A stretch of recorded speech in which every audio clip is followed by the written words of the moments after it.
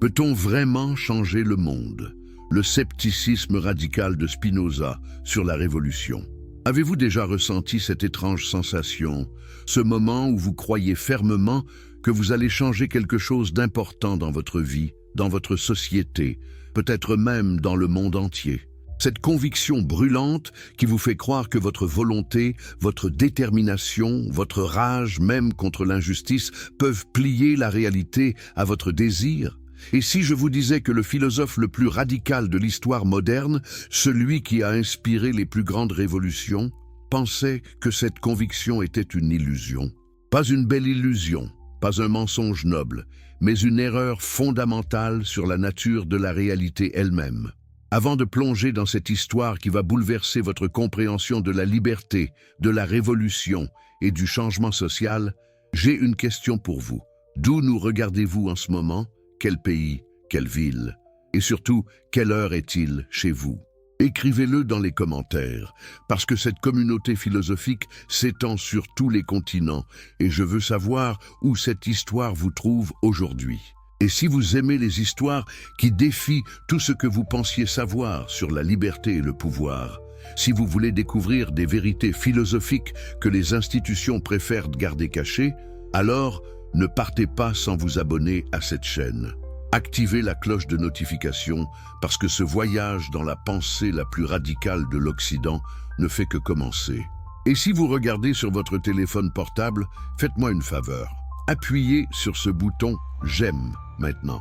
Ça aide énormément l'algorithme à faire découvrir ce contenu à d'autres personnes qui cherchent des réponses vraies, pas des platitudes confortables. Votre simple geste peut permettre à des milliers d'autres de découvrir ces idées qui ont terrorisé les rois et les prêtres pendant des siècles. Nous sommes au XVIIe siècle, dans une petite ville portuaire des Pays-Bas qui est devenue, presque par accident, le centre intellectuel le plus libre d'Europe. Amsterdam, la ville dorée. Pendant que l'Inquisition espagnole brûle encore des hérétiques, pendant que la guerre de 30 ans ravage l'Europe centrale et transforme des provinces entières en charniers, cette petite république marchande hollandaise offre quelque chose de rare, quelque chose de précieux, une tolérance relative. Pas la liberté totale, loin de là, mais suffisamment d'espace pour respirer, pour penser, pour remettre en question. Dans le quartier juif de cette ville, le 24 novembre 1632, naît un enfant qui va changer le cours de la philosophie occidentale plus profondément que presque tout autre penseur. Son nom est Baruch Spinoza. Mais qui aurait pu le savoir à ce moment-là? Il n'était qu'un enfant parmi d'autres dans une communauté de réfugiés. Car la famille Spinoza, comme tant d'autres familles juives de ce quartier, avait fui.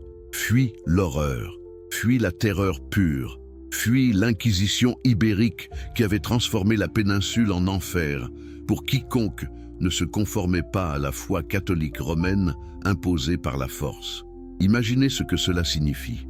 Les ancêtres de Spinoza étaient des maranes, ces juifs portugais qui avaient été forcés de se convertir au christianisme sous peine de mort, mais qui pratiquaient secrètement leur foi dans des caves, des greniers, des espaces cachés où l'Inquisition ne pouvait pas voir.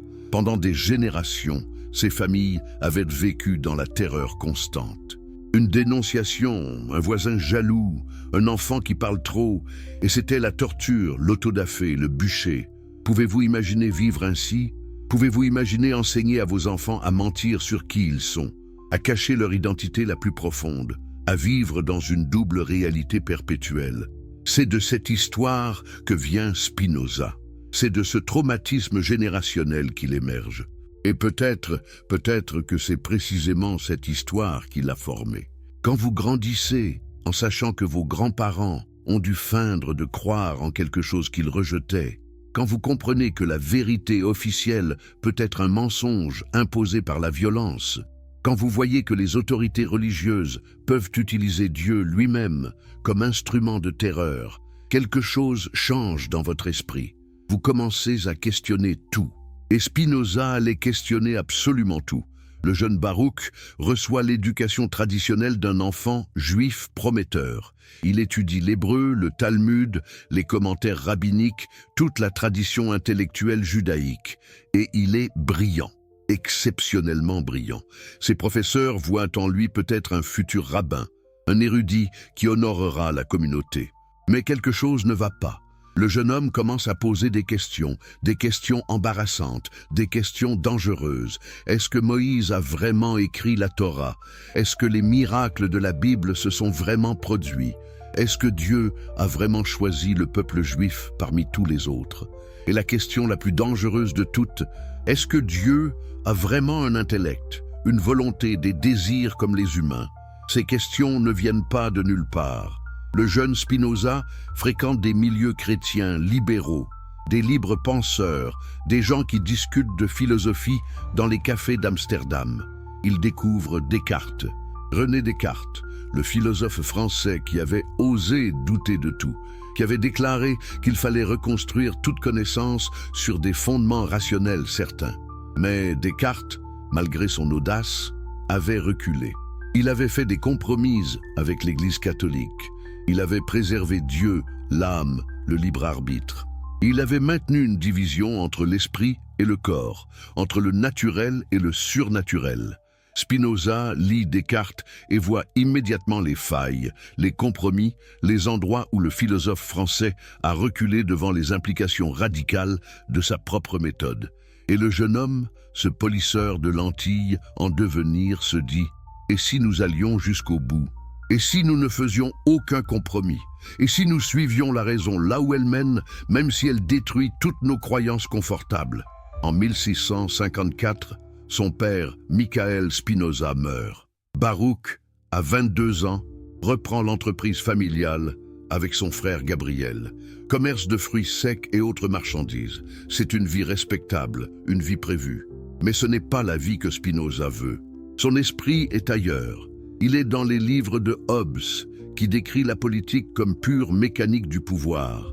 Il est dans les œuvres de Galilée, qui a montré que l'univers fonctionne selon des lois mathématiques, pas selon les caprices divins. Il est en train de construire quelque chose dans sa tête, quelque chose d'énorme, quelque chose de dangereux. La communauté juive d'Amsterdam commence à s'inquiéter. Ce jeune homme parle de façon étrange. Il dit des choses qui sonnent comme de l'hérésie. Des rumeurs circulent. Spinoza nie l'immortalité de l'âme. Spinoza dit que Dieu n'a pas de volonté. Spinoza critique la Bible. Les anciens de la synagogue l'appellent. Ils essaient de le raisonner. Il lui offre même, selon certaines sources, une pension annuelle de 1000 florins s'il accepte simplement de garder ses opinions pour lui, de ne pas scandaliser la communauté. Imaginez cela. Ils sont prêts à le payer pour qu'il se taise. Mais Spinoza refuse. Pourquoi refuse-t-il? Parce qu'il croit au libre arbitre, à sa liberté de parler? Non. Selon sa propre philosophie qu'il est en train de développer, il n'a pas de libre arbitre. Il est déterminé par une chaîne infinie de causes à être exactement ce qu'il est, à penser exactement ce qu'il pense, à dire exactement ce qu'il dit. Il ne peut pas se taire parce que sa nature même, formé par toutes les causes qui ont fait de lui ce qu'il est, le pousse nécessairement à exprimer ses vérités. C'est le premier paradoxe. Un homme qui nie le libre arbitre, mais qui agit comme le penseur le plus libre de son époque. Le 27 juillet 1656, une date gravée dans l'histoire de la philosophie. Spinoza a 23 ans. La communauté juive portugaise d'Amsterdam prononce contre lui le hérem le plus violent de son histoire. Ce n'est pas une simple excommunication, c'est une malédiction totale, un bannissement absolu. Le texte du hérem est terrifiant dans sa rage. Écoutez ces mots. Par le jugement des anges et par la sentence des saints, nous excommunions, écartons, maudissons et anathématisons Baruch Spinoza avec tous les anathèmes qui sont écrits dans la loi. Qu'il soit maudit le jour, qu'il soit maudit la nuit, qu'il soit maudit dans son sommeil et dans son réveil, qu'il soit maudit à son entrée et qu'il soit maudit à sa sortie. Que l'Éternel n'ait point de clémence envers lui, que l'Éternel allume contre cet homme toute sa colère et déverse sur lui tous les maux qui sont écrits dans ce livre de la loi. Pourquoi une telle violence? Pourquoi une telle rage contre un jeune homme de 23 ans? Parce que la communauté juive d'Amsterdam était elle-même fragile, précaire, Elle existait par la tolérance conditionnelle des autorités hollandaises. Si elle était vue comme abritant des hérétiques, des athées, des dangers pour l'ordre social, elle pourrait perdre cette protection précieuse. Les anciens savaient ce que cela signifiait. L'expulsion, peut-être un nouveau pogrom, peut-être un retour à la terreur dont ils avaient fui. Alors, ils ont sacrifié Spinoza pour protéger la communauté. C'était, selon leur logique, nécessaire. Et ironiquement, Spinoza aurait compris cette nécessité. Il aurait vu qu'ils agissaient selon leurs peurs, leurs intérêts de préservation, leurs passions. Pas par libre choix, mais par détermination causale. Personne dans la communauté ne peut lui parler. Personne ne peut le lire. Personne ne peut même s'approcher de lui à moins de 4 coudées. Il est mort socialement. Et selon certains témoignages, quelqu'un a même essayé de le tuer physiquement. Un fanatique l'aurait attaqué avec un couteau dans la rue. Spinoza aurait survécu et aurait même gardé le manteau troué de cette attaque comme rappel de ce que la superstition religieuse peut pousser les hommes à faire. Mais voici la chose étrange, la chose que les révolutionnaires futurs ne comprendront jamais vraiment. Spinoza ne répond pas par la rage. Il ne lance pas de mouvement de réforme. Il ne crée pas de secte opposée. Il ne cherche pas à détruire la synagogue qu'il a détruite. Il part simplement. Il quitte Amsterdam, il s'installe dans de petits villages hollandais et il commence à polir des lentilles pour gagner sa vie. Des lentilles pour microscopes et télescopes. Il devient artisan. Et dans le silence de son atelier, dans la précision méditative du polissage du verre, il construit son système philosophique. N'est-ce pas fascinant? L'homme qui va inspirer des révolutions sanglantes passe ses journées dans un travail minutieux, patient, technique. Il n'y a rien de révolutionnaire dans le polissage des lentilles. C'est graduel, précis, demandant une compréhension profonde des lois de l'optique, de la géométrie, de la nature de la lumière. Et peut-être que c'est exactement cette activité qui forme sa philosophie. Parce que quand vous polissez une lentille, vous ne la forcez pas. Vous travaillez avec sa nature, avec les propriétés du verre, avec les lois nécessaires de la réfraction. Vous enlevez ce qui obscurcit, ce qui bloque la clarté. Vous ne créez pas quelque chose de nouveau. Vous révélez la perfection déjà latente dans le matériau. Est-ce ainsi que Spinoza voit le changement social?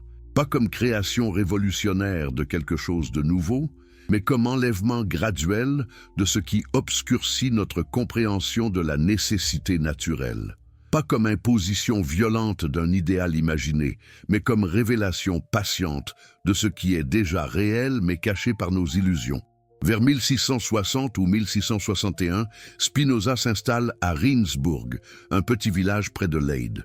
C'est le centre intellectuel des collégiens, un groupe religieux protestant radical qui rejette l'autorité de l'Église et insiste sur la liberté de conscience individuelle. Ils n'ont pas de prêtres, pas de dogme fixe, seulement des discussions ouvertes sur les Écritures.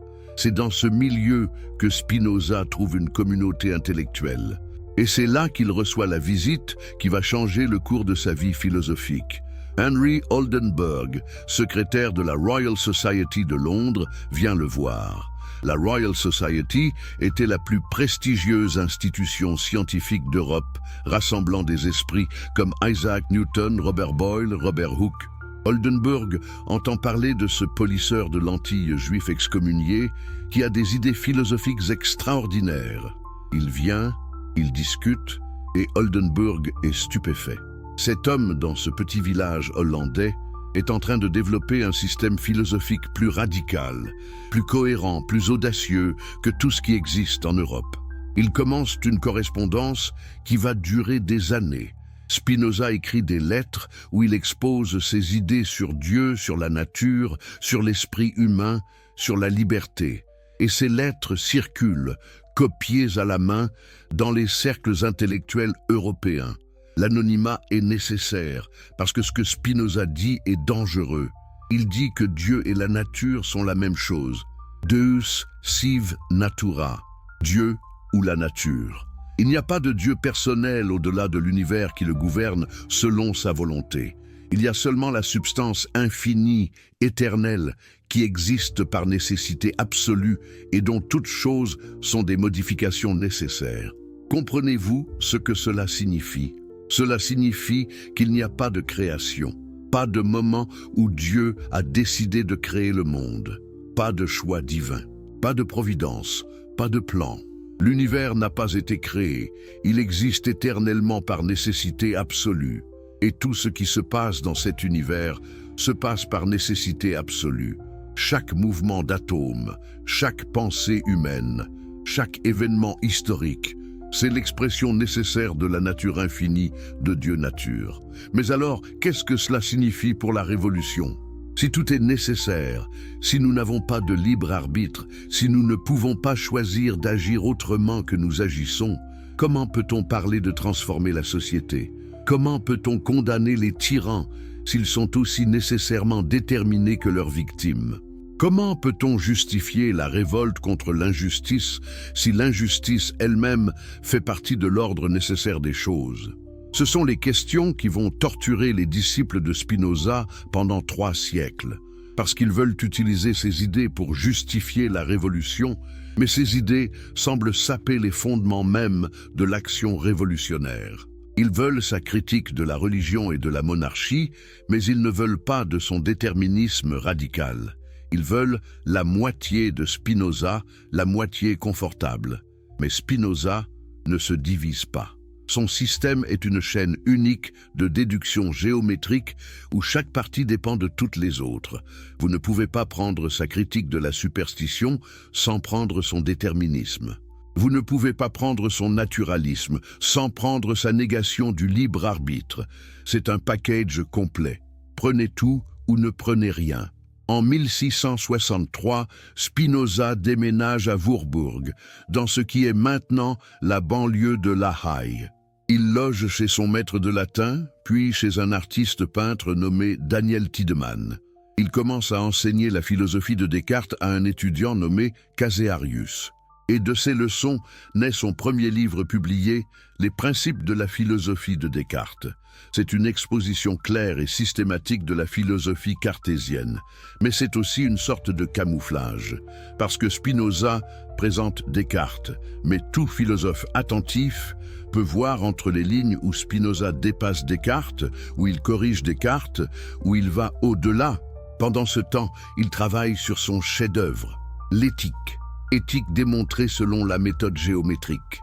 Imaginez l'audace de ce projet, démontrer toute l'éthique, toute la philosophie morale, toute la conception de la vie bonne, comme si c'était un livre de géométrie, avec des définitions, des axiomes, des propositions, des démonstrations. Comme Euclide démontrant les propriétés des triangles, Spinoza veut démontrer les propriétés de Dieu, de l'esprit humain, des émotions, de la liberté, de la béatitude. Pourquoi cette méthode? Parce que pour Spinoza, la réalité elle-même est rationnelle. Elle suit des lois nécessaires aussi rigoureuses que les lois mathématiques. La géométrie n'est pas juste une analogie, c'est la structure même du réel. Et si nous pouvons comprendre cette structure avec la même certitude que nous comprenons qu'un triangle a des angles dont la somme fait 180 degrés, alors nous pouvons atteindre une connaissance absolument certaine de la nature de Dieu, de nous-mêmes et de notre place dans l'univers.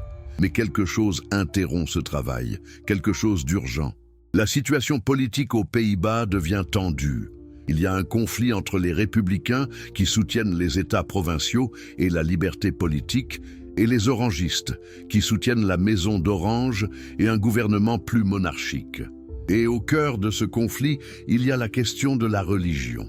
Les prédicateurs calvinistes orthodoxes poussent pour plus de contrôle sur la société, pour imposer leur doctrine, pour limiter la liberté de penser. Spinoza voit le danger.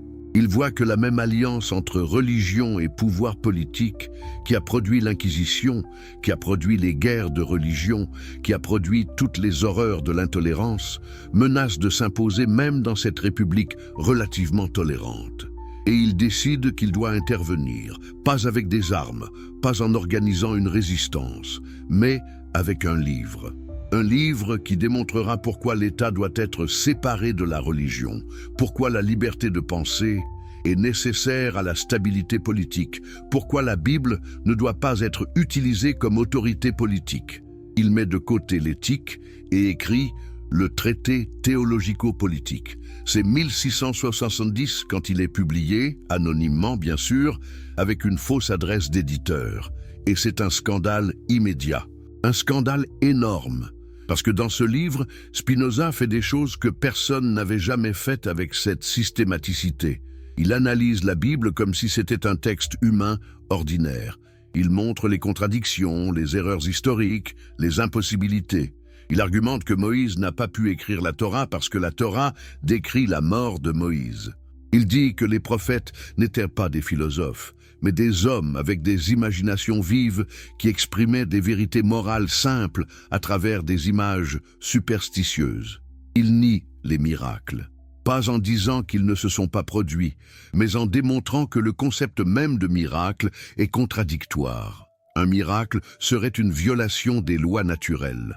Mais les lois naturelles sont l'expression de la nature nécessaire de Dieu. Donc un miracle serait Dieu contredisant sa propre nature, ce qui est impossible. Ce que nous appelons miracles sont simplement des événements naturels dont nous ignorons les causes. Et puis il va au cœur du sujet politique, la liberté de penser. Il argumente que l'État a pour seule fonction de maintenir la paix et la sécurité. Il n'a pas d'autorité sur les opinions, les croyances, les pensées des citoyens. Chacun doit pouvoir penser ce qu'il veut et dire ce qu'il pense, tant que cela ne menace pas directement la sécurité publique. La célèbre formule « Dans un État libre, chacun peut penser ce qu'il veut et dire ce qu'il pense ». Mais remarquez ce qui se passe ici. Spinoza défend la liberté de penser, mais pas parce que c'est un droit naturel absolu donné par Dieu. Il rejette l'idée de droit naturel au sens traditionnel. Il la défend parce que c'est nécessaire pour la stabilité de l'État. Un État qui essaie de contrôler les pensées créées du ressentiment, de l'hypocrisie, de l'instabilité. Un État qui permet la liberté philosophique sera plus stable, plus fort, plus durable.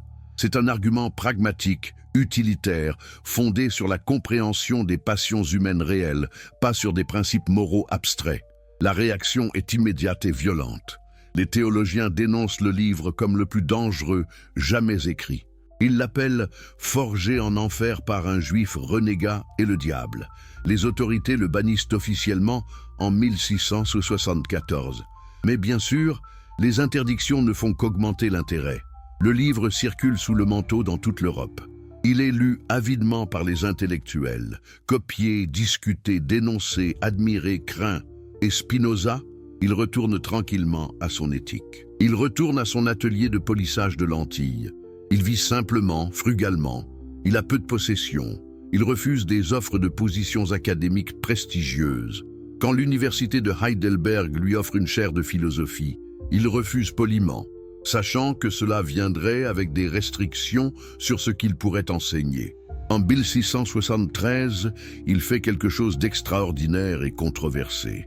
L'armée française, qui occupe une partie des Pays-Bas, l'invite à rencontrer le prince de Condé, un grand aristocrate français. Spinoza y va. Pourquoi?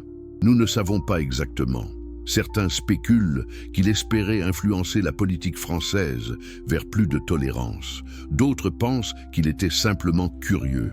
Mais quand il retourne à La Haye, il est presque lynché par une foule qui le considère comme traître pour avoir visité l'envahisseur français. Spinoza affronte la foule, calmement. Il explique, il raisonne, il survit. Mais cela montre quelque chose d'important.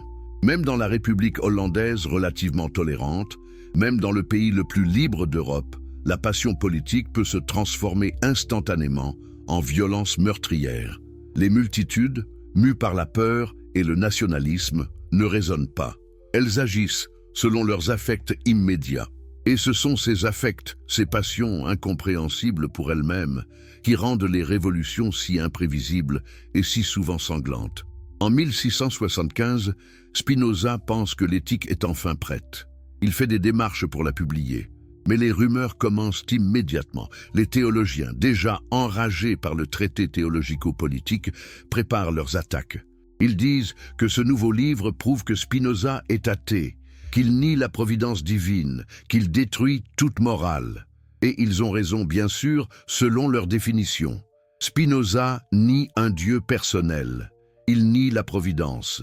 Il reconstruit la morale sur des bases entièrement naturalistes. Spinoza réalise que publier maintenant serait suicidaire, pas métaphoriquement, littéralement. Il risque l'emprisonnement, peut-être pire. Alors il fait marche arrière. Il garde le manuscrit. Il continuera à le perfectionner, mais il ne sera pas publié de son vivant. Et il commence un autre projet, le traité politique. Une analyse systématique des différentes formes de gouvernement, monarchie, aristocratie, démocratie, et de leurs mécanismes de stabilité et d'instabilité. Mais il ne le terminera jamais, parce que le 21 février 1677, à l'âge de 44 ans, Spinoza meurt. La cause probable est la tuberculose, aggravée par des années d'inhalation de poussière de verre de son travail de polissage. Il meurt tranquillement dans une chambre louée à La Haye, entouré de quelques amis proches. Ses dernières heures sont apparemment sereines. Il a atteint, peut-être, cette béatitude qu'il décrivait dans l'Éthique, cette paix qui vient de la compréhension claire de la nécessité absolue de toute chose. Quelques mois après sa mort, ses amis publient ses œuvres complètes, y compris l'Éthique. Et alors commence la vraie histoire de Spinoza. Parce que pendant sa vie, il était une figure marginale, connue seulement dans les cercles intellectuels étroits. Mais maintenant, ses idées sont là, imprimées, circulant, infectant les esprits européens comme un virus philosophique, ou comme une lumière, selon votre perspective. Les autorités réagissent avec terreur. En 1568, un an après sa mort, toutes les œuvres de Spinoza sont formellement interdites par les États de Hollande. Mais c'est trop tard. Les idées sont libérées et elles vont commencer leur travail de sape des fondements de l'ordre ancien. Qui était cet homme? Pourquoi était-il si dangereux? Essayons de comprendre la vie quotidienne de Spinoza, parce que c'est dans cette vie simple et méthodique que nous trouvons des indices sur sa philosophie révolutionnaire, mais pas révolutionnaire. Les témoignages de ses contemporains nous dressent le portrait d'un homme d'une discipline extraordinaire. Il se levait tôt. Il travaillait à polir ses lentilles le matin avec une précision méthodique. L'après-midi, il philosophait, écrivait, correspondait, recevait des visiteurs. Il mangeait simplement. Il fumait une pipe. Il ne buvait presque pas. Mais il n'était pas ascétique au sens religieux.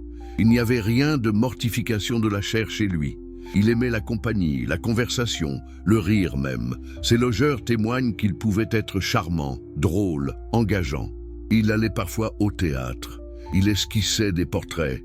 C'était un homme pleinement dans le monde, pas un ermite mystique retiré du monde. Et c'est crucial pour comprendre sa philosophie. Parce que sa philosophie n'est pas une fuite du monde, mais une affirmation totale du monde. Dieu n'est pas au-delà de la nature. Dieu est la nature. Le salut n'est pas l'évasion de ce monde vers un autre. C'est la compréhension adéquate de ce monde-ci.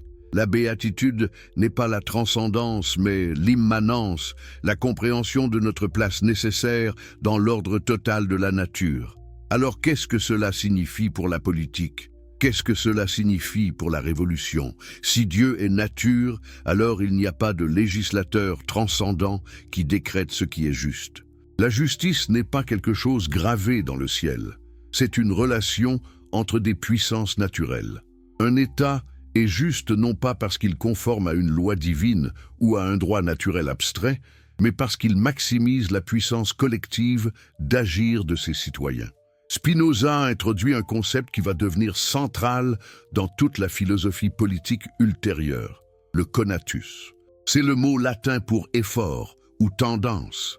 Chaque chose, dit Spinoza, s'efforce de persévérer dans son être. Ce n'est pas un choix, c'est la définition même de ce que signifie être quelque chose. Une pierre s'efforce de rester une pierre. Un arbre s'efforce de rester un arbre, de grandir, de se reproduire. Un humain s'efforce de rester un humain, de préserver sa vie, d'augmenter sa puissance. Ce conatus n'est pas conscient nécessairement. Ce n'est pas que la pierre veut rester une pierre. C'est juste que la nature même d'être une pierre inclut la résistance aux forces qui tenteraient de la détruire. Mais chez les humains, le conatus devient conscient. Nous appelons cela désir. Nous désirons ce qui augmente notre puissance d'agir. Nous fuyons ce qui la diminue. Et ici, Spinoza fait quelque chose de radical. Il dit que ce désir n'est pas mauvais, ce n'est pas le péché, ce n'est pas quelque chose à mortifier ou à transcender. C'est notre essence même. Nous sommes désir.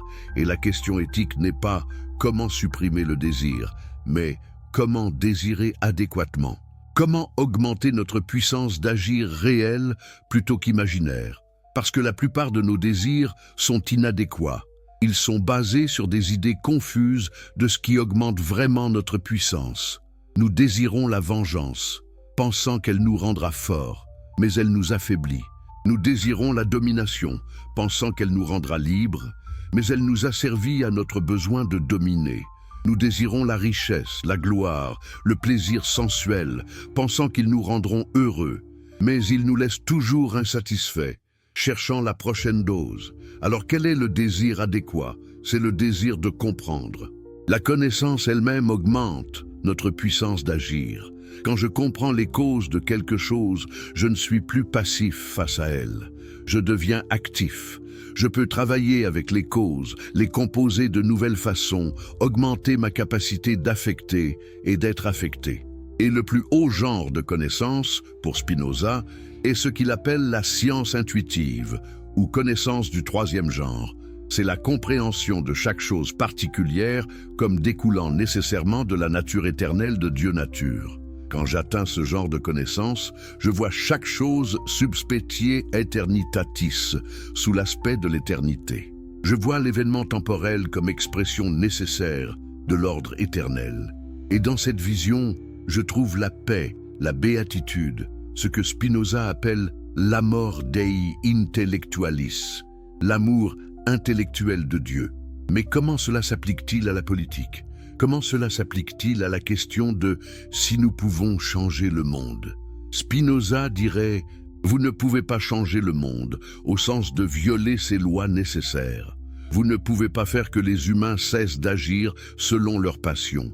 Vous ne pouvez pas créer une société où personne ne désire la richesse, le pouvoir, la gloire. Ces désirs découlent nécessairement de la nature humaine en tant qu'elle est inadéquatement comprise. Mais vous pouvez changer les configurations de puissance. Vous pouvez changer les institutions qui canalisent ces passions.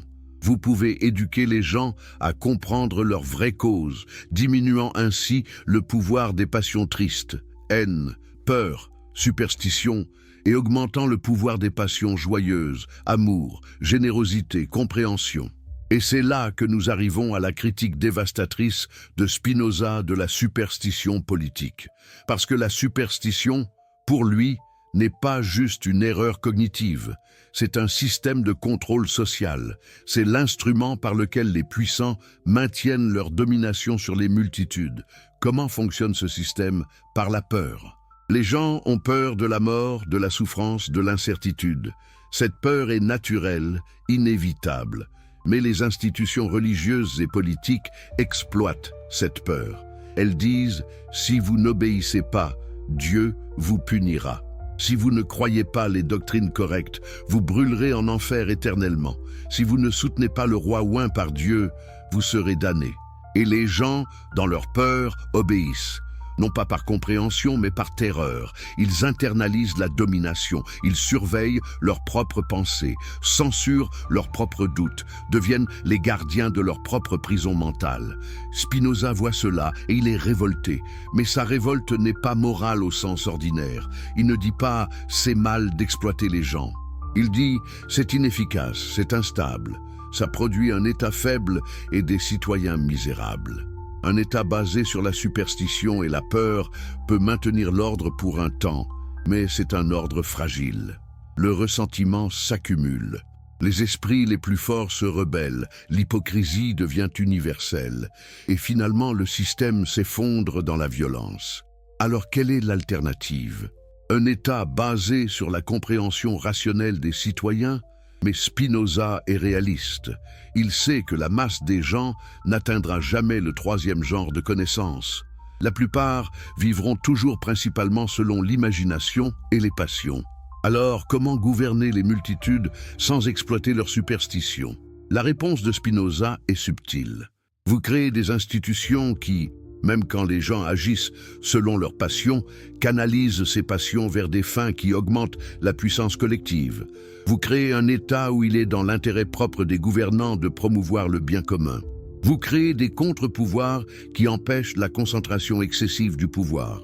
Vous garantissez la liberté de penser non par bonté morale, mais parce que c'est ce qui rend l'État plus stable. C'est une vision profondément anti-utopique. Spinoza ne promet pas de société parfaite. Il ne promet pas la fin du conflit, de l'injustice, de la souffrance. Il promet seulement des configurations politiques qui sont plus stables, qui permettent à plus de gens d'atteindre plus de puissance d'agir, qui créent moins de souffrances inutiles. Et c'est pourquoi les révolutionnaires futurs vont mal comprendre Spinoza. Ils veulent l'absolu. Ils veulent la fin de toute oppression. Ils veulent la société finale parfaite. Spinoza dit « C'est une illusion superstitieuse. Vous projetez vos désirs sur l'histoire comme si l'histoire avait un but. Mais l'histoire n'a pas de but. Il n'y a que la chaîne nécessaire de causes et d'effets. Vous pouvez intervenir dans cette chaîne. Vous pouvez changer les configurations, mais vous ne pouvez pas atteindre un état final où tous les problèmes sont résolus pour toujours. » Les conservateurs, eux, vont haïr Spinoza pour des raisons différentes, parce qu'il détruit les fondements métaphysiques de leur autorité. Si Dieu ne choisit pas les rois, si la Bible n'est pas la parole directe de Dieu, si les miracles ne se sont pas produits, alors sur quoi repose leur pouvoir? Sur rien d'autre que la force brute et l'habitude. Et une fois que les gens comprennent cela, une fois que le voile de légitimation divine est arraché, comment maintenir l'ordre ancien? Joseph de Maistre, le philosophe contre-révolutionnaire catholique, l'a compris clairement au début du XIXe siècle. Après avoir vu la Révolution française dévorer ses propres enfants, après avoir vu le terror transformer Paris en abattoir, il a tracé la ligne causale en arrière et a trouvé Spinoza. Ce juif hollandais tranquille mort, plus d'un siècle auparavant, polissant ses lentilles dans son atelier, n'organisant jamais de révolte, ne criant jamais de slogan révolutionnaire, c'était lui le vrai coupable. Et de Maistre n'avait pas tort, parce que Spinoza avait détruit l'ancien monde conceptuellement avant que la guillotine ne le détruise physiquement. Il avait montré que Dieu ne gouverne pas le monde comme un roi gouverne son royaume. Il avait montré que les humains n'ont pas de libre arbitre au sens traditionnel. Il avait montré que la morale n'est pas dictée d'en haut mais émerge d'en bas, des relations de puissance entre les êtres naturels. Une fois que ces idées sont dans le monde, une fois qu'elles infectent les esprits, l'ancien ordre est condamné. Pas immédiatement, pas mécaniquement, mais nécessairement. Mais parce que les idées fausses peuvent maintenir le pouvoir pour un temps, mais les idées plus vraies ont plus de puissance à long terme. Elles se répandent plus facilement. Elles résistent mieux à la critique. Elles permettent plus de prédiction et de contrôle. Alors, dans ce sens, oui, Spinoza a causé la Révolution française, pas parce qu'il l'a voulu, pas parce qu'il a organisé quoi que ce soit, mais parce que ses idées, une fois libérées, ont opéré selon leur propre nécessité causale. Elles ont miné l'ancien ordre. Elles ont rendu impossible de croire avec la même certitude aux anciennes justifications du pouvoir.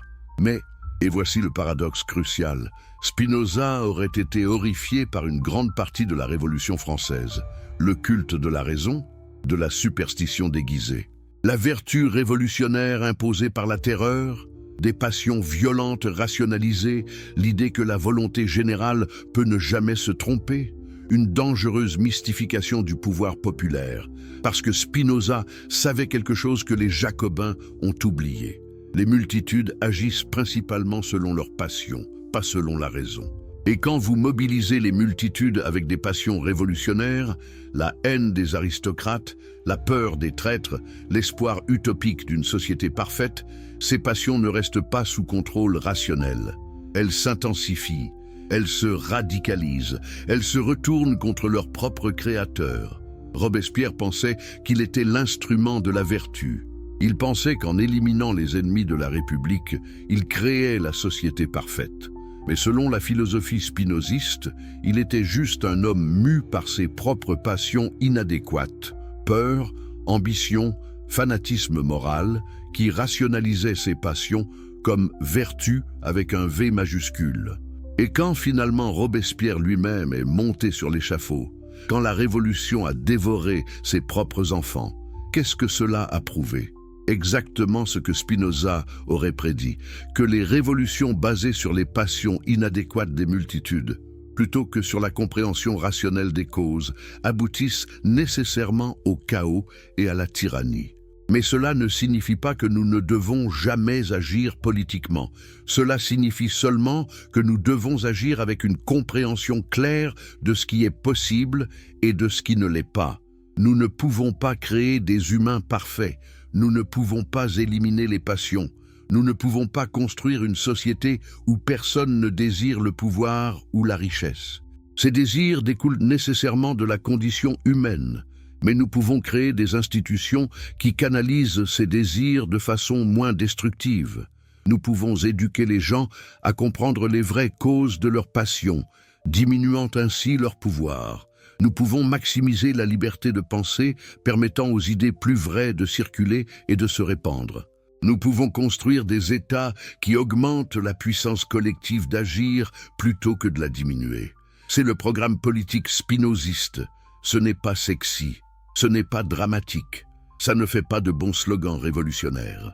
Mais c'est peut-être pour cette raison même que c'est plus durable, plus efficace à long terme que les grands drames révolutionnaires qui finissent dans le sang et restaurent finalement la même oppression sous de nouvelles formes. Avez-vous commencé à voir pourquoi cette philosophie est à la fois révolutionnaire et profondément sceptique envers les révolutions ? Avez-vous commencé à sentir la tension, le paradoxe au cœur du spinozisme? C'est la philosophie qui a le plus complètement détruit les fondements de l'Ancien Régime, mais c'est aussi la philosophie qui aurait pu, si elle avait été vraiment comprise, tempérer les excès de ceux qui ont détruit cet Ancien Régime. Et maintenant, plus de 3 siècles après la mort de Spinoza, nous sommes toujours aux prises avec ce paradoxe. Nous voulons toujours changer le monde, nous voyons toujours l'injustice et nous demandons « Que devons-nous faire ? Comment devons-nous transformer cette société oppressive ? Quelle révolution devons-nous faire ?» Et Spinoza, de sa tombe hollandaise, répond « Vous posez la mauvaise question. La question n'est pas « Que devons-nous faire ?» comme si vous aviez un libre arbitre indépendant. La question est « Quelle transformation les causes actuelles permettent-elles nécessairement ?» Comment nos actions peuvent-elles participer à ces transformations nécessaires de façon qui augmente la puissance collective plutôt que de la diminuer? C'est une réponse insatisfaisante pour l'esprit révolutionnaire. L'esprit révolutionnaire veut l'héroïsme, le sacrifice, la volonté pure qui s'oppose à la nécessité et la plie. Spinoza dit « Cette volonté pure est une illusion. Il n'y a que des désirs déterminés par des causes que vous ne comprenez pas complètement. Plus vous comprenez ces causes, moins vous avez besoin d'héroïsme moral. Plus vous comprenez, plus votre action devient efficace précisément parce qu'elle travaille avec la nécessité naturelle plutôt que contre elle. Pensez au polissage de lentilles encore une fois. Le mauvais artisan essaie de forcer le verre à prendre la forme qu'il veut. Il applique trop de pression, trop rapidement. Le verre se fissure. Le bon artisan comprend la nature du verre, sa dureté, sa structure cristalline, comment il répond à différents types et intensités de pression. Il travaille avec cette nature patiemment, graduellement. Et le résultat est une lentille parfaite qui révèle ce qui était auparavant invisible. C'est peut-être la métaphore de la politique spinoziste. Nous ne forgeons pas une nouvelle humanité sur l'enclume de la Révolution. Nous polissons graduellement, patiemment, les obstacles à la clarté qui sont déjà là. Nous ne créons pas quelque chose de radicalement nouveau. Nous révélons ce qui était déjà latent mais obscurci. Alors qu'arrive-t-il quand les idées de Spinoza se répandent en Europe? Qu'arrive-t-il dans la génération après sa mort? Les autorités essaient de les supprimer. Elles interdisent ces livres, elles menacent quiconque les lit. Mais bien sûr, l'interdiction ne fait qu'augmenter l'attrait. Les jeunes intellectuels cherchent avidement les œuvres de ce philosophe dangereux dont tout le monde parle. Elles circulent sous le manteau, copiées à la main, lues en secret, et ce qui se passe est fascinant. Les idées de Spinoza se divisent. Différents lecteurs prennent différentes parties. Les athées matérialistes français prennent son naturalisme, son identification de Dieu avec la nature, et ignorent son éthique complexe. Ils transforment Dieu ou nature en pas de Dieu, seulement nature. Ils enlèvent la dimension quasi-religieuse de l'amour intellectuel de Dieu et gardent seulement le matérialisme sec. Les républicains radicaux prennent sa critique de la monarchie et de l'Église, son argument pour la liberté de penser, son analyse de la superstition comme outil de domination. Mais ils ignorent largement son déterminisme. Ils veulent croire au libre arbitre politique, à la possibilité de créer une nouvelle société par pure volonté révolutionnaire. Les romantiques allemands, d'un autre côté, sont fascinés par sa vision de l'unité de toute chose en Dieu-nature. Ils développent une sorte de panthéisme mystique spinoziste, voyant la nature comme vivante, spiritualisée, divine. Mais cela aurait rendu Spinoza perplexe. Sa nature n'est pas mystique, elle est mathématique, géométrique, totalement compréhensible par la raison. Et puis, il y a Marx. Karl Marx, 1 siècle et demi après Spinoza, va hériter d'un matérialisme fortement influencé par Spinoza. L'idée que la réalité est matérielle, que la conscience émerge de conditions matérielles, que l'histoire a une logique immanente plutôt que transcendante, tout cela a des racines spinozistes. Mais Marx fait quelque chose que Spinoza n'aurait jamais fait.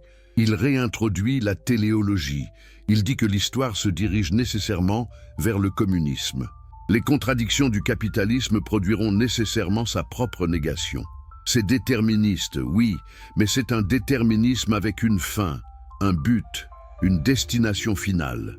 Spinoza dirait non, il n'y a pas de fin de l'histoire. Il n'y a que des transformations continuelles sans but final. Le capitalisme peut se transformer en autre chose, oui, nécessairement.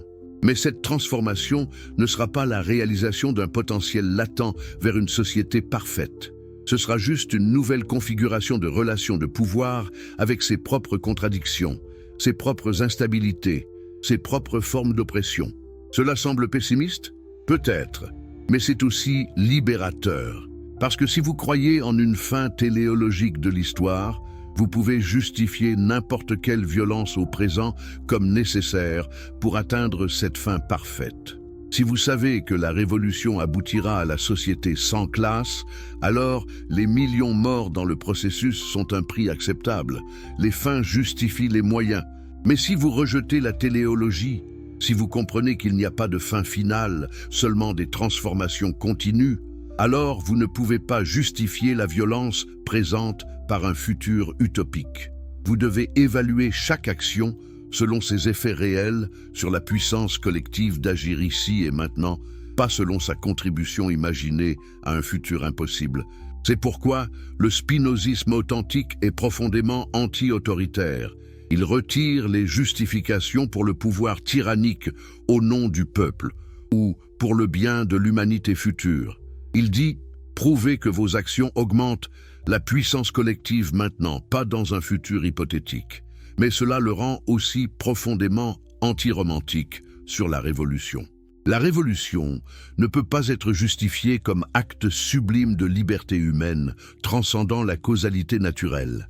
Elle peut seulement être comprise comme expression nécessaire de contradictions accumulées, de puissances comprimées qui explosent quand les canaux normaux sont bloqués. Et compris ainsi, le travail politique change. Ce n'est plus d'inspirer les masses à l'héroïsme révolutionnaire. C'est d'analyser les configurations actuelles de pouvoir, d'identifier où des transformations sont nécessairement en cours, de partie que la révolution. Malgré lui, comment un philosophe pacifiste a armé les plus grands bouleversements de l'histoire? Vous êtes toujours là? Parfait, parce que maintenant nous allons entrer dans le cœur du paradoxe le plus troublant de l'histoire intellectuelle moderne. Si cette histoire vous fascine, si vous voulez découvrir comment les idées les plus dangereuses de l'Europe ont voyagé à travers les siècles pour façonner notre monde actuel, alors abonnez-vous maintenant à cette chaîne et activez les notifications. Je veux aussi savoir d'où vous nous regardez en ce moment précis. Écrivez dans les commentaires votre pays et l'heure qu'il est chez vous. Est-ce le matin à Paris, l'après-midi à Montréal, la nuit à Bruxelles? Cette communauté philosophique traverse les fuseaux horaires et je veux savoir où cette histoire trouve chacun d'entre vous aujourd'hui. Et si vous regardez sur votre téléphone portable, faites-moi une immense faveur maintenant. Appuyez sur ce bouton « J'aime ». Ce simple geste aide l'algorithme à propulser ce contenu vers des milliers d'autres personnes qui cherchent des vérités profondes sur la liberté, le pouvoir et la transformation sociale. Votre pouce peut littéralement changer la trajectoire de cette vidéo. Nous sommes en 1789. Paris brûle. Pas littéralement, pas encore, mais quelque chose de plus profond brûle dans l'esprit des Français. Une rage accumulée pendant des siècles contre l'injustice, contre l'arbitraire royal, contre les privilèges de la noblesse et du clergé. Le 14 juillet, une foule parisienne prend d'assaut la Bastille, cette forteresse-prison symbole de la tyrannie monarchique. Des têtes commencent à rouler. Pas encore sur la guillotine. Celle-ci viendra plus tard, mais déjà des gouverneurs, des officiers sont massacrés par des foules enragées. Les révolutionnaires proclament la Déclaration des droits de l'homme et du citoyen. Les hommes naissent et demeurent libres et égaux en droit. Des mots magnifiques, des mots qui vont résonner à travers les siècles. Mais d'où viennent ces idées? Qui a planté les graines intellectuelles qui ont produit cette explosion révolutionnaire? Les historiens traditionnels vous diraient Rousseau avec son contrat social, Voltaire avec sa critique de l'Église, Montesquieu avec sa théorie de la séparation des pouvoirs, les philosophes des Lumières qui ont préparé intellectuellement la Révolution. Et ils n'auraient pas tort. Mais ils oublieraient quelque chose. Ils oublieraient le fantôme qui hante toute cette période, le nom qu'on ne prononce qu'à voix basse dans les salons parisiens parce qu'il est trop dangereux, trop radical même pour les Lumières françaises. Baruch Spinoza. Spinoza est mort en 1667, plus d'un siècle avant la Révolution française. Il n'a jamais mis les pieds en France. Il n'a jamais écrit de traité sur la Révolution. Il n'a jamais organisé de mouvement politique. Il polissait des lentilles dans un village hollandais et écrivait des livres de philosophie en latin que seule une élite intellectuelle pouvait lire. Comment cet homme pourrait-il avoir causé la révolution la plus sanglante de l'histoire européenne jusqu'alors? Pourtant, quand Joseph de Maistre, le grand philosophe contre-révolutionnaire catholique, cherche le vrai coupable de la Révolution, il ne pointe pas Rousseau ou Voltaire, il pointe Spinoza. Qu'importe que Spinoza ait vécu paisiblement dans un village hollandais, écrit-il avec rage. Il voit clairement la connexion.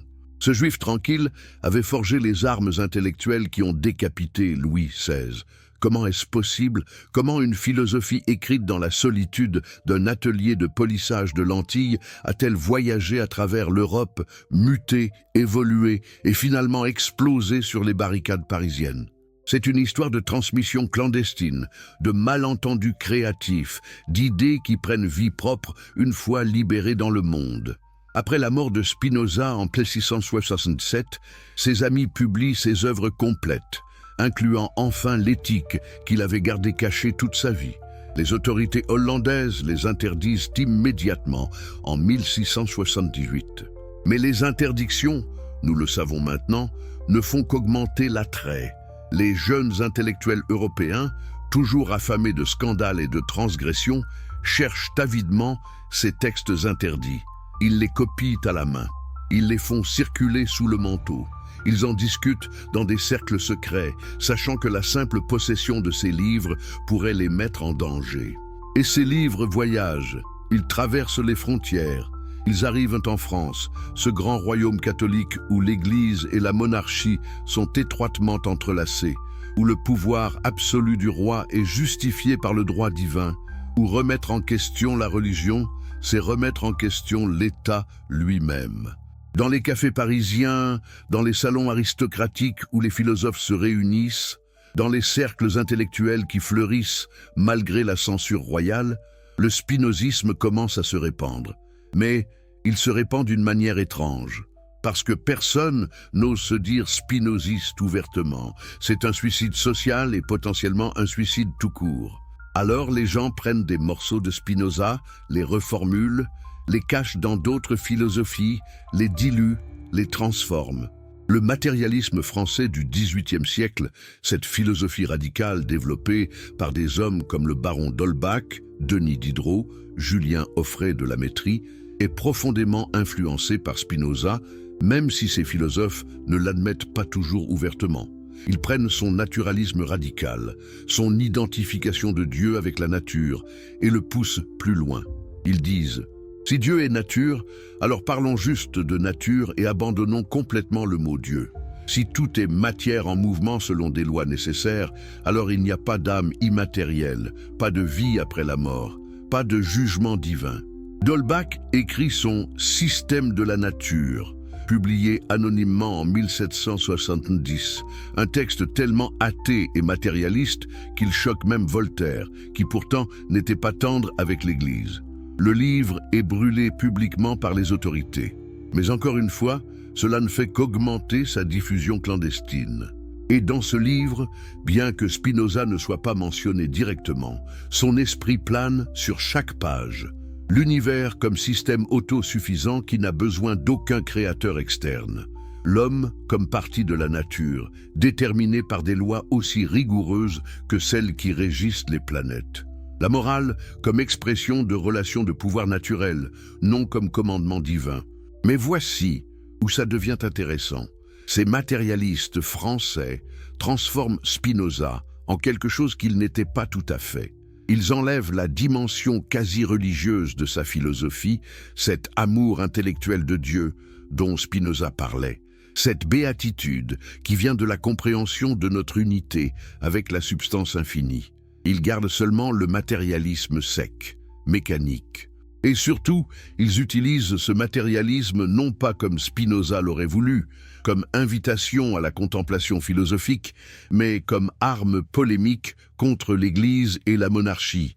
Parce que si tout est matériel, si les humains n'ont pas d'âme immortelle, alors toute la structure de récompense et punition éternelle s'effondre. L'Église perd son pouvoir principal, la terreur de l'enfer. Si les prêtres ne peuvent plus menacer les gens avec la damnation éternelle, sur quoi repose leur autorité? Sur rien. Ils sont démasqués comme des imposteurs qui ont exploité la peur humaine de la mort pour accumuler richesse et pouvoir. Et si Dieu n'a pas choisi les rois, si le droit divin est une fiction, alors la monarchie aussi est démasquée. Louis XV, Louis XVI ne sont pas les oints du Seigneur. Ils sont juste des hommes qui ont hérité du pouvoir par accident de naissance et le maintiennent par la force. Leur autorité n'a aucune légitimité transcendante. Elle est pure construction sociale qu'on pourrait déconstruire. Vous voyez comment les idées de Spinoza sont transformées en explosifs révolutionnaires, mais auraient-elles pu servir autrement ? Aurait-elle pu tempérer la révolution plutôt que de l'enflammer? Parce que pensez à ce que Spinoza disait vraiment. Il disait « Oui, les rois ne sont pas choisis par Dieu, mais ils sont produits nécessairement par des causes naturelles. Oui, la religion est souvent superstition et instrument de domination, mais elle exprime aussi des besoins humains réels qu'on ne peut simplement éliminer. Oui, nous devons comprendre la réalité comme elle est vraiment. Mais cette compréhension nous montre que nous ne pouvons pas simplement imposer un ordre social idéal par la volonté révolutionnaire. Les matérialistes français prennent la critique, mais ignorent la modération. Ils veulent la démolition de l'ancien régime, mais pas la patience de Spinoza. Ils veulent l'action révolutionnaire, mais pas le déterminisme qui complique cette action. Et puis, il y a l'encyclopédie. Ce projet monumental dirigé par Diderot et d'Alembert, publié entre 1751 et 1772, qui vise à rassembler tout le savoir humain dans une série de volumes. C'est officiellement un projet de compilation neutre de connaissances. Mais en réalité, c'est un cheval de Troie intellectuel. Caché dans des articles apparemment innocents sur la fabrication de clous ou la culture du blé, il y a des critiques acérées de l'autorité religieuse, des arguments pour la tolérance, des défenses de la liberté de penser. Le philosophe contre-révolutionnaire Augustin Cochin dira plus tard « Avant la terreur sanglante de 1793, il y eut, de 1765 à 1780, une terreur sèche, dont le comité de salut public fut l'encyclopédie et dont le Robespierre fut d'Alembert. Il a raison dans un sens. L'encyclopédie a fait le travail intellectuel de sape de l'Ancien Régime avant que la guillotine ne fasse le travail physique. Mais d'où viennent les idées de l'encyclopédie? En grande partie de Spinoza, médiatisé à travers diverses sources. L'historien Jonathan Israël, dans ses livres massifs sur les Lumières radicales, a tracé méticuleusement ses connexions. Il montre comment le spinozisme a fourni forme, ordre et unité à toute la tradition de pensée radicale en Europe. Avant Spinoza, il y avait des critiques dispersées de la religion, des arguments isolés pour la tolérance, des spéculations matérialistes fragmentaires. Spinoza a connecté tout cela en un système cohérent, démontré géométriquement, impossible à réfuter sans affronter l'ensemble. Et c'est cette cohérence systématique qui a donné au spinozisme sa puissance révolutionnaire. Vous ne pouviez pas prendre juste une partie. Si vous acceptez que Dieu est nature, vous devez accepter qu'il n'y a pas de providence divine. Si vous acceptez qu'il n'y a pas de providence divine, vous devez repenser toute la morale. Si vous repensez la morale, vous devez repenser la politique. C'était un package complet, une machine philosophique qui, une fois mise en marche dans votre esprit, transformait tout. Les philosophes modérés des Lumières, ceux qui voulaient réformer la société sans la renverser, qui voulaient critiquer les excès de l'Église sans abandonner le théisme, qui voulaient limiter le pouvoir du roi sans abolir la monarchie, tous ces philosophes ont trouvé Spinoza trop radical. Ils ont essayé de maintenir des compromis, des positions intermédiaires. Comme Voltaire qui critiquait férocement l'Église catholique, mais insistait qu'il fallait une religion pour le peuple, une croyance en Dieu pour maintenir la morale sociale. Spinoza aurait vu ces compromis comme des incohérences. Soit vous suivez la raison jusqu'au bout, soit vous ne la suivez pas. Soit vous acceptez le naturalisme intégral, soit vous maintenez les superstitions. Il n'y a pas de position intermédiaire stable. Israël écrit que les philosophes modérés étaient embarrassés par leur propre raison. Ils voyaient où elle les menait et ils avaient peur d'y aller. Mais cette intransigeance intellectuelle de Spinoza, cette cohérence absolue, c'est précisément ce qui l'a rendu si dangereux. Parce qu'une fois que vous commenciez à lire Spinoza sérieusement, une fois que vous entriez vraiment dans son système, il était très difficile de résister à sa logique. Vous pouviez le rejeter entièrement, mais vous ne pouviez pas le modifier sans détruire sa cohérence. Et cette philosophie se répand. À travers les loges maçonniques, ces sociétés secrètes qui fleurissent dans toute l'Europe au XVIIIe siècle. Les francs-maçons ne sont pas nécessairement révolutionnaires au début. Beaucoup sont des aristocrates, des bourgeois respectables, qui se réunissent pour des rituels ésotériques et des discussions philosophiques. Mais ces loges deviennent des espaces où les hiérarchies sociales normales sont temporairement suspendues. Un noble et un marchand peuvent se rencontrer comme égaux dans la loge. Des idées dangereuses peuvent être discutées à l'abri des autorités. Et dans certaines de ces loges, les idées spinozistes circulent. L'ordre des Illuminati, fondé en Bavière en 1776 par Adam Weishaupt, va encore plus loin. Weishaupt veut explicitement libérer les nations de la tyrannie des princes et des prêtres. Il crée une organisation secrète hiérarchique visant rien moins que la révolution mondiale. Les Illuminati sont supprimés par les autorités bavaroises en 1785, mais leurs idées survivent, se répandant à travers l'Europe. Quand la Révolution française éclate en 1789, beaucoup de révolutionnaires importants sont francs-maçons. Mirabeau, Bailly, Danton, Robespierre, Marat, Condorcet, Brissot, tous sont des frères maçonniques. Et le duc d'Orléans, Philippe Égalité, reste grand maître national jusqu'en 1793. Coïncidence? Ou preuve que les loges maçonniques ont été les incubateurs des idées révolutionnaires? L'historien anarchiste russe Pierre Kropotkin écrit que Robespierre, Mirabeau, Lavoisier et probablement beaucoup d'autres appartenaient aux loges des Illuminés, fondées par Weishaupt, dont le but était de libérer les nations de la tyrannie des princes et des prêtres.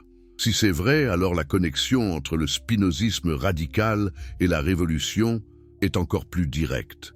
Parce que Weishaupt lui-même était influencé par les philosophes radicaux qui avaient absorbé Spinoza. Il y a un groupe particulièrement fascinant à Paris dans les années 1790, le Cercle social. C'est officiellement un club de discussion politique, mais l'historien Albert Mathiès le compare à une loge illuministe. C'est dirigé par Nicolas de Bonneville, un esprit fumeux et audacieux, selon Mathieu, qui dirige secrètement ce cercle comme une société maçonnique. Le but? Instruire, préparer les esprits à des changements profonds qu'on se borne du reste à annoncer en termes voilés et mystérieux. Le cercle social devient important dans les années radicales de la Révolution.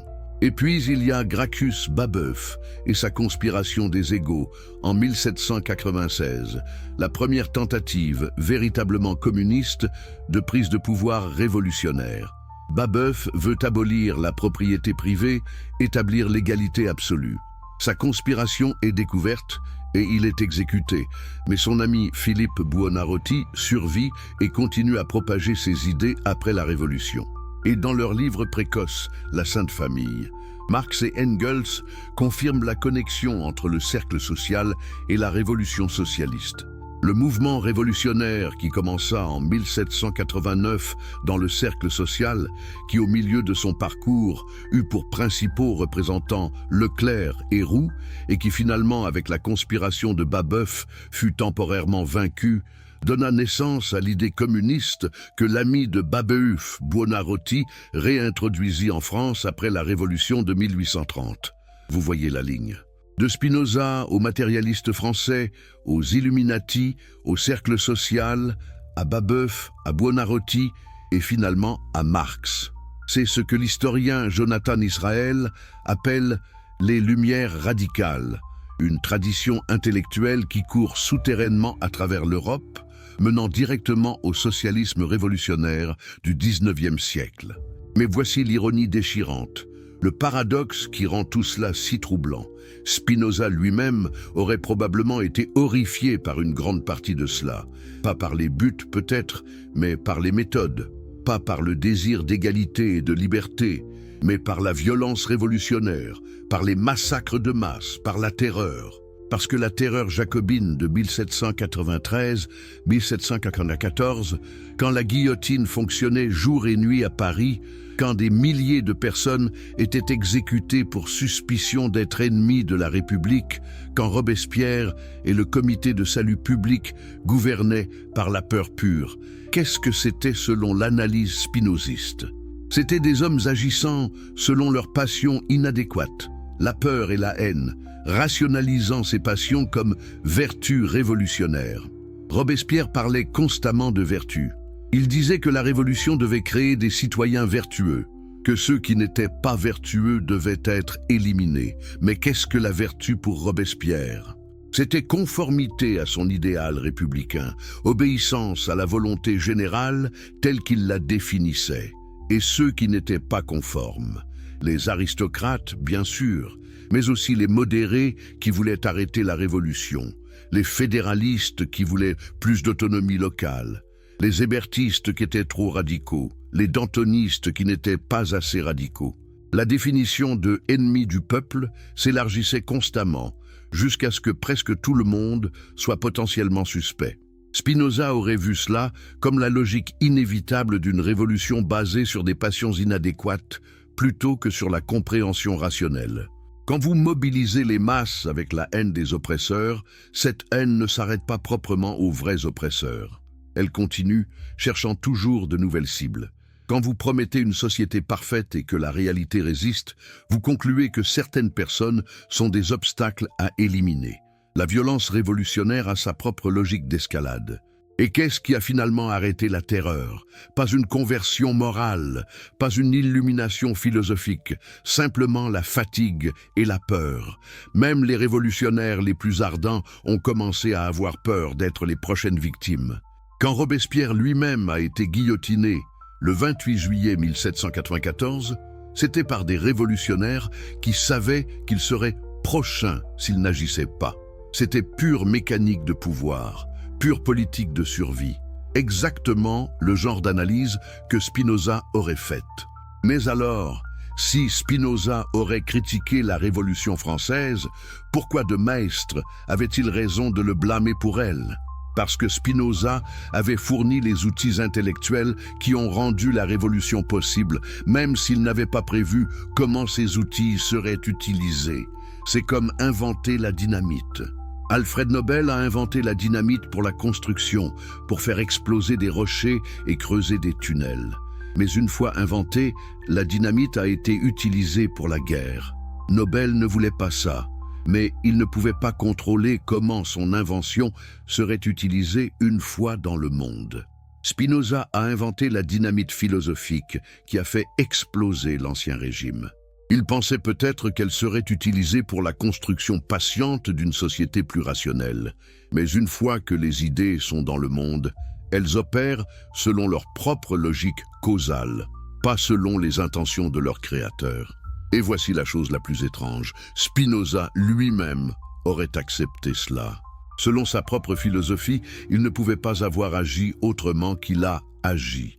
Il était déterminé par toutes les causes qui ont fait de lui ce qu'il était à écrire, exactement ce qu'il a écrit. Et une fois écrites, ces idées étaient déterminées à se répandre et à muter exactement comme elles l'ont fait. Il n'y a pas de libre arbitre, ni pour lui, ni pour les révolutionnaires qui ont utilisé ces idées. Cela rend-il Spinoza responsable de la terreur? Oui et non. Oui, au sens où ces idées étaient causalement nécessaires pour que la révolution prenne la forme qu'elle a prise. Non, au sens où responsabilité implique habituellement libre choix, et il n'y a pas de libre choix dans un univers déterministe. C'est le genre de paradoxe qui rend les gens fous. Nous voulons pouvoir blâmer quelqu'un pour les catastrophes historiques. Nous voulons dire « cette personne a choisi le mal, a causé la souffrance, mérite la condamnation ». Mais si tout est déterminé, si personne ne choisit vraiment, qui blâmons-nous? Spinoza dirait « vous ne blâmez personne, vous comprenez les causes, vous voyez comment certaines configurations d'idées, de passions, de conditions matérielles produisent nécessairement certains résultats. Et avec cette compréhension, vous pouvez travailler à créer différentes configurations qui produiront de meilleurs résultats. Mais cela ne satisfait pas notre soif de justice morale. Nous voulons que Robespierre soit méchant, que les victimes soient innocentes, que l'histoire ait un sens moral. Spinoza dit « l'histoire n'a pas de sens moral, elle a seulement des causes et des effets. Vous pouvez travailler avec ces causes pour produire de meilleurs effets, mais vous ne pouvez pas imposer un sens moral sur la chaîne causale elle-même. Et pourtant, il y a quelque chose de profondément moral dans la vision spinoziste. Pas moral au sens conventionnel de récompense et punition, de bien et de mal absolu, mais moral au sens de comment augmenter la puissance collective d'agir, comment diminuer la souffrance inutile, comment créer des conditions où plus de gens peuvent atteindre, plus de compréhension, plus de liberté, comme conscience de la nécessité. La Révolution française, malgré sa violence, a-t-elle augmenté la puissance collective à long terme? C'est une question complexe. Elle a détruit l'Ancien Régime, oui. Elle a établi des principes de droits humains, d'égalité devant la loi, de souveraineté populaire. Ces idées se sont répandues à travers l'Europe et ont inspiré des générations de mouvements de libération. Mais elle a aussi créé de nouvelles formes de tyrannie. Napoléon émerge des cendres de la Révolution et crée un empire qui conquiert presque toute l'Europe, causant des millions de morts. La Révolution devait établir la République. Elle produit un empereur. La Révolution devait établir la liberté. Elle produit la conscription militaire de masse et des guerres continues. Spinoza aurait prédit cela? Probablement. Pas les détails spécifiques, mais le pattern général. Une révolution qui promet tout finit par produire son opposé parce qu'elle ne travaille pas avec la nature humaine réelle, mais avec un idéal imaginé. Les humains ne changent pas fondamentalement juste parce qu'on déclare une république. Ils continuent à agir selon leurs passions, leur désir de pouvoir, leur peur. Et ces passions, si elles ne sont pas comprises et canalisées intelligemment, produiront nécessairement de nouvelles formes d'oppression. Alors que faire? Abandonner l'idée de transformation sociale? Accepter passivement l'injustice? Non. Spinoza n'était pas un conservateur défendant le statu quo. Il était radical dans sa critique de la superstition religieuse et politique. Mais il proposait une forme différente de transformation. Au lieu de révolutions violentes qui cherchent à imposer un ordre idéal, une transformation graduelle qui enlève les obstacles à la compréhension rationnelle. Au lieu de mobiliser les masses avec des passions révolutionnaires, éduquer les individus à comprendre les vraies causes de leurs conditions. Au lieu de promettre une société finale parfaite, travailler à des améliorations concrètes qui augmentent la puissance collective d'agir ici et maintenant. Cela semble moins excitant qu'une révolution. Cela ne fait pas battre le cœur comme les barricades et les drapeaux rouges, mais c'est peut-être précisément pour cette raison que c'est plus efficace à long terme. Pensez à l'abolition de l'esclavage. Dans certains pays, elle est venue par révolution violente, comme dans Haïti, où les esclaves se sont révoltés contre les maîtres français. Dans d'autres, elle est venue par législation graduelle après des décennies de campagne abolitionniste. Les deux méthodes ont fonctionné, mais avec des coûts différents et des stabilités différentes. Ou pensez à l'extension du droit de vote. Dans certains pays, elle est venue par révolution. Dans d'autres, par réforme graduelle sur plus d'un siècle. Encore une fois, les deux méthodes ont fonctionné. Mais le chemin graduel a généralement été moins sanglant, même s'il était frustrant pour ceux qui voulaient le changement immédiatement. Spinoza dirait « Le chemin graduel est préférable quand il est possible parce qu'il travaille avec la nature humaine plutôt que contre elle.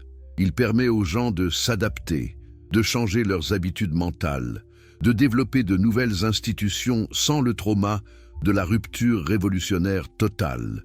Mais il reconnaîtrait aussi que parfois le chemin graduel est bloqué, que les puissances dominantes refusent toute réforme, que la pression s'accumule jusqu'à ce qu'elle explose nécessairement. Dans ces cas, la révolution n'est pas un choix libre, c'est une nécessité naturelle, comme une cocotte-minute qui explose quand la pression devient trop grande. Vous pouviez blâmer moralement l'explosion ou vous pouvez comprendre qu'elle était inévitable étant donné les conditions. Et cette compréhension change tout. Parce que si vous voyez la révolution comme nécessité plutôt que comme choix libre, vous arrêtez de glorifier les révolutionnaires comme héros moraux et vous arrêtez de diaboliser les contre-révolutionnaires comme méchants purs. Vous voyez tout le monde comme des humains déterminés jouant leur rôle nécessaire dans un processus historique qui n'a aucun contrôleur conscient. Cela ne signifie pas que vous êtes neutre. Vous pouvez toujours travailler pour certains résultats plutôt que d'autres. Mais vous le faites avec moins d'illusions sur votre propre héroïsme, avec plus de compassion pour ceux qui s'opposent à vous parce que vous comprenez qu'ils sont aussi déterminés que vous. Cette perspective spinoziste est profondément inconfortable pour les deux côtés du spectre politique. Les révolutionnaires la trouvent insuffisamment militante. Elle ne fournit pas la certitude morale absolue dont ils ont besoin pour se sacrifier et sacrifier d'autres. Elle ne promet pas la victoire finale du bien sur le mal. Elle ne permet pas l'héroïsme simple. Les conservateurs la trouvent trop déstabilisante. Elle détruit les fondements de l'autorité traditionnelle. Elle montre que l'ordre social n'est pas naturel ou divinement ordonné, mais historiquement construit et transformable. Elle suggère que le changement est inévitable, que résister au changement ne fait qu'accumuler la pression qui explosera plus violemment. Alors où cela nous laisse-t-il? Qu'est-ce que Spinoza offre comme vision politique positive? Pas seulement une critique de la révolution et de la réaction, mais une alternative constructive. C'est dans son concept de démocratie que nous trouvons peut-être la réponse la plus intéressante. Mais la démocratie spinoziste n'est pas ce que la plupart des gens entendent par démocratie aujourd'hui. Pour la plupart des démocrates modernes, la démocratie est basée sur l'idée de droit naturel. Chaque individu a certains droits inaliénables. Vie, liberté, poursuite du bonheur. Et le gouvernement existe pour protéger ces droits. Le pouvoir vient du consentement des gouvernés. Le peuple a le droit de renverser un gouvernement tyrannique. C'est la théorie du contrat social, développée par des penseurs comme Locke et Rousseau. Et c'est la théorie qui a justifié la Révolution américaine et la Révolution française. Quand le gouvernement viole nos droits naturels, nous avons le droit de le renverser. Mais Spinoza rejette cette théorie entière. Il ne croit pas au droit naturel au sens traditionnel. Il ne croit pas au contrat social. Pour lui, ces concepts sont des fictions, des projections de nos désirs sur la nature. Dans l'état de nature, dit Spinoza, il n'y a pas de droit, il y a seulement du pouvoir. Chaque être a autant de droits qu'il a de pouvoir. Un lion a le droit de manger une gazelle, non pas parce qu'un dieu lui a donné ce droit, mais simplement parce qu'il a le pouvoir de le faire. La gazelle a le droit de s'échapper si elle a le pouvoir de le faire. C'est tout. Le droit est coextensif avec le pouvoir. Cela semble brutal, cynique. C'est la doctrine que la force fait le droit, que les puissants peuvent faire ce qu'ils veulent. Mais Spinoza va plus loin. Il dit, oui, dans l'état de nature, la force fait le droit. Mais précisément pour cette raison, les humains forment des sociétés, parce qu'individuellement, nous sommes faibles. N'importe quel autre humain pourrait nous tuer, n'importe quelle maladie pourrait nous emporter. Notre pouvoir individuel est pathétiquement petit. Mais ensemble, nous pouvons combiner nos pouvoirs. Quand nous formons une société, nous créons un pouvoir collectif qui est beaucoup plus grand que la somme de nos pouvoirs individuels. Nous nous protégeons mutuellement. Nous créons des règles qui empêchent la violence interne. Nous développons des institutions qui augmentent notre capacité collective à agir sur le monde. Ce n'est pas un contrat volontaire. Ce n'est pas que nous nous asseyons consciemment et décidons de former une société. C'est un processus naturel. Les humains, par leur nature même, tendent à former des groupes parce que c'est ainsi qu'ils maximisent leur pouvoir. C'est aussi naturel que les abeilles formant une ruche ou les loups formant une meute. Alors, quelle est la meilleure forme de société? Pour Spinoza, c'est celle qui maximise le pouvoir collectif le plus efficacement et le plus durablement. Et quelle forme fait cela? La démocratie. Mais pas pour des raisons morales, pas parce que chacun a un droit inaliénable à participer au gouvernement, simplement parce que la démocratie est la forme qui exprime le plus directement le pouvoir de la multitude. Dans une monarchie, le pouvoir de tous est concentré dans un seul. Cela peut être efficace dans certaines conditions, mais c'est instable, parce que le roi doit constamment maintenir sa domination sur tous les autres. Il doit utiliser la peur, la superstition, la force pour empêcher les gens de reprendre leur pouvoir. Cela crée du ressentiment, de l'instabilité, de la révolte éventuelle. Dans une aristocratie, le pouvoir est concentré dans quelques-uns. C'est plus stable qu'une monarchie, parce que le pouvoir est distribué un peu plus largement. Mais cela a les mêmes problèmes fondamentaux. Les exclus du pouvoir ressentent leur exclusion. Dans une démocratie, le pouvoir reste avec la multitude. Ce n'est pas aliéné à un roi ou une aristocratie, et précisément pour cette raison, c'est la forme la plus stable. Parce que les gens ne ressentent pas la domination externe, ils se sentent participer au pouvoir collectif. Ils ont moins de raisons de se révolter contre un système qu'ils sentent être le leur. Mais attention, Spinoza ne dit pas que la démocratie est sans problème. Il ne promet pas que la démocratie créera la justice parfaite ou le bonheur universel. Il dit seulement quelle est la forme qui exprime le plus directement le pouvoir naturel de la multitude et qui est donc la plus stable. Et la multitude, qu'est-ce que c'est ?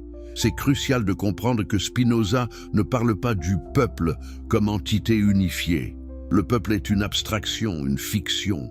Il parle de la multitude, la multiplicité réelle d'individus avec des intérêts différents, des passions différentes, des désirs conflictuels. Les révolutionnaires parlent du peuple comme s'il avait une volonté unique. La volonté du peuple. Le peuple exige au nom du peuple. Mais c'est une fiction dangereuse. Il n'y a pas de peuple singulier, il y a seulement une multitude plurielle. Et quand vous imposez une unité fictive sur cette multiplicité réelle, vous créez nécessairement de la violence contre ceux qui ne rentrent pas dans l'image du peuple que vous avez construite. Robespierre parlait toujours au nom du peuple, mais qu'est-ce qu'il faisait réellement? Il imposait sa conception particulière de ce que le peuple devrait être. Et il éliminait tous ceux qui ne correspondaient pas. Les aristocrates d'abord, bien sûr, mais ensuite les modérés qui faisaient aussi partie du peuple. Ensuite, les radicaux différents. La catégorie du peuple rétrécissait constamment jusqu'à ce qu'elle ne contienne presque plus que Robespierre et ses plus proches alliés. Spinoza aurait vu cela venir.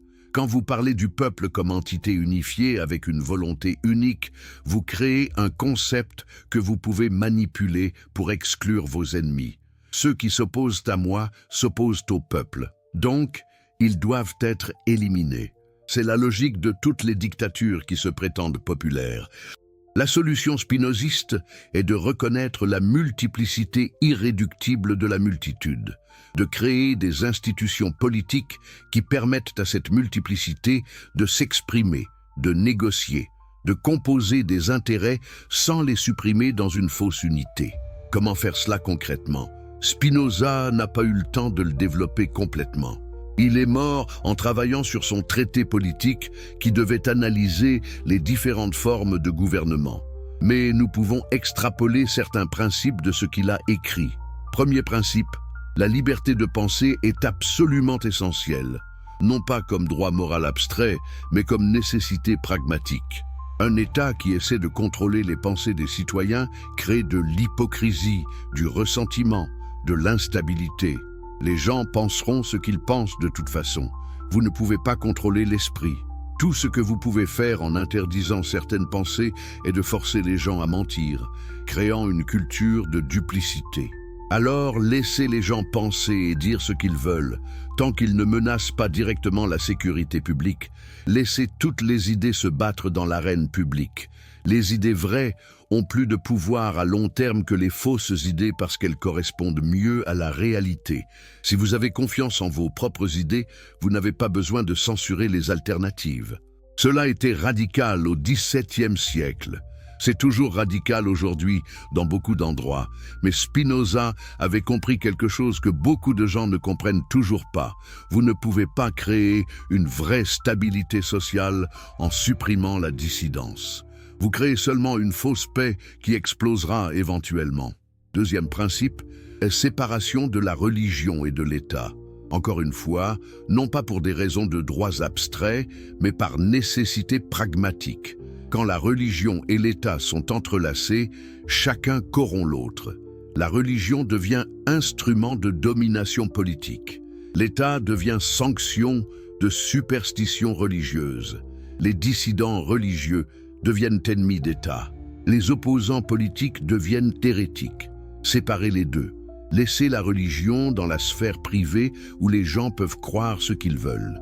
L'État se concentre sur la seule chose qui justifie son existence, maintenir la paix et la sécurité pour que les citoyens puissent poursuivre leur vie. C'est tout. L'État ne devrait pas se soucier si vous croyez au Dieu chrétien, au Dieu juif, au Dieu musulman ou à aucun Dieu. Tant que vous ne perturbez pas la paix publique, croyez ce que vous voulez. Troisième principe, des institutions qui canalisent les passions humaines vers des fins constructives plutôt que d'essayer de supprimer ces passions. Les humains désirent naturellement le pouvoir, la richesse, la gloire. Vous ne pouvez pas changer cela, c'est leur nature. Alors, au lieu d'essayer de créer des humains parfaitement vertueux, ce qui est impossible, créez des structures où même les gens égoïstes sont incités à agir d'une manière qui bénéficie au collectif. C'est ce qu'Adam Smith dira plus tard avec sa main invisible du marché. Les bouchers et boulangers nous nourrissent non pas par bienveillance, mais par intérêt personnel. Le système de marché canalise l'égoïsme vers la production de biens sociaux. C'est une idée spinoziste, même si Smith ne le savait probablement pas.